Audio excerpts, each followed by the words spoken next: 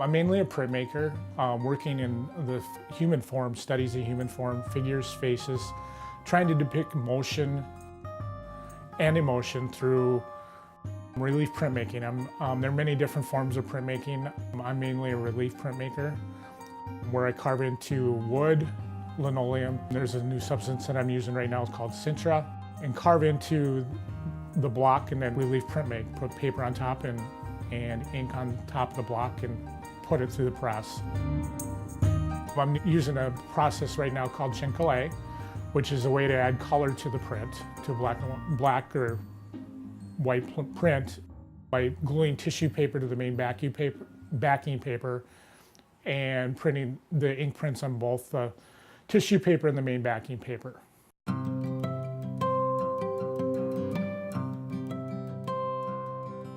The favorite piece of artwork I ever did is a print that I did in college. It was called a monoprint.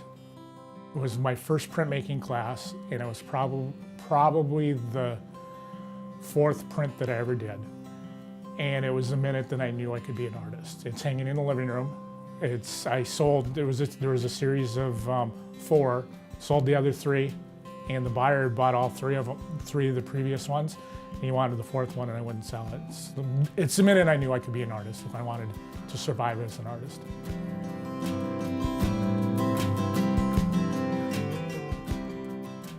The project that I'm working on now is I received a Minnesota Legacy grant for approximately $9,000. It incorporates a steamrolling event where children make a print and then they put the paper on top of it and run over it with a street roller and get a print out of it. And the second part of the project is for my own personal artwork to put on 2 shows next year, one at the Cadets Gallery and one at the PRCA in Morris, the Prairie Renaissance Cultural Alliance in Morris, Minnesota. And my goal is to work big, do big prints anywhere between 4 and 8 feet long, possibly put 2 or 3 of them together where they incorporate something that's 16 feet high, 24 feet long, things like that. So that's doing what I like to do on a large scale.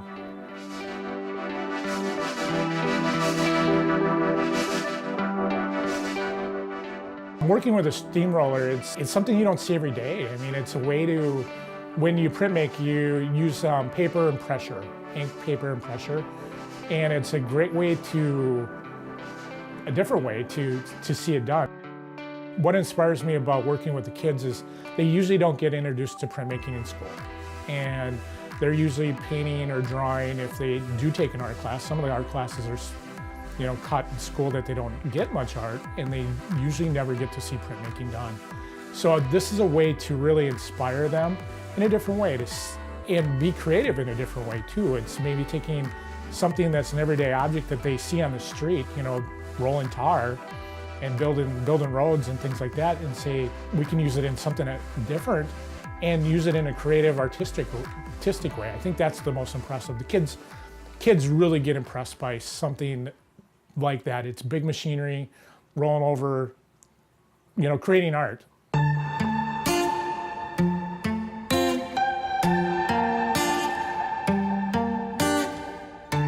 There's so many different types of printmaking. There's etching, silkscreen, relief cut, lithography, and things like that. I think the thing that sets me apart is I use a lot of those techniques in different ways and actually sometimes combine them all.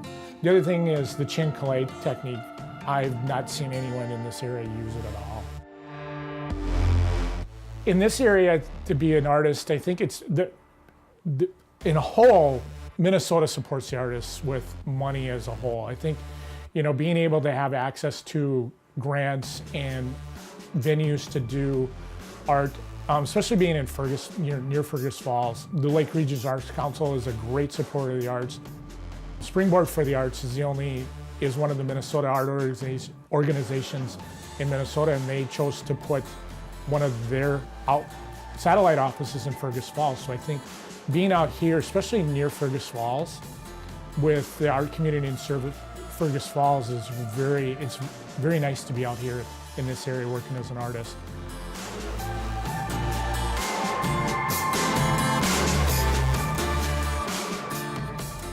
With the steamroller printing, The kids will do a print on a piece of cardboard, and we have a sticky, tacky substance that gives it a relief, and the kids cut out their object or their print or things like that and stick it to the cardboard. Then they bring it to the inking station, and the artist inks the plate, and we lay the plate down on the board with paper on it, and the steamroller rolls over across, and they get a print. I'm going to try to get them to incorporate a nature theme so it fits with the show that I'm working on and things like that. My show at the Cadets is, I'm thinking more of a nature type thing. The garden, I'm fascinated by the Garden of Eden theme, so I'm going to try to get the kids to work in more of a natural form, do trees, leaves, things like that, but obviously they can do anything they want. They're the creative ones, and I don't want to limit their creativity and what they're able to do with their print. So,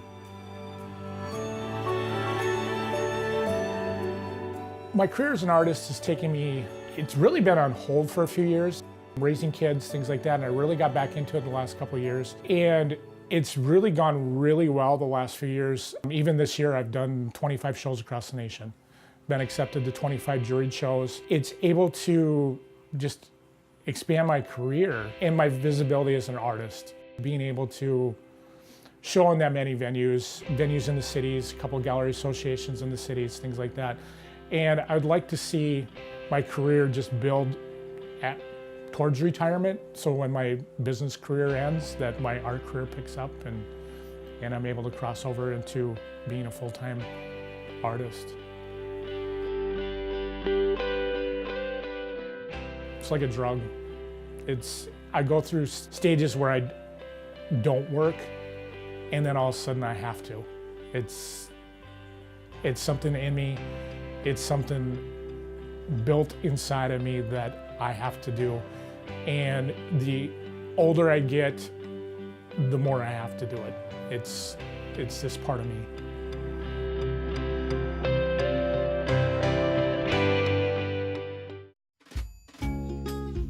Visit pioneer.org/postcards to catch up on missed episodes and to find out more about your favorite segments.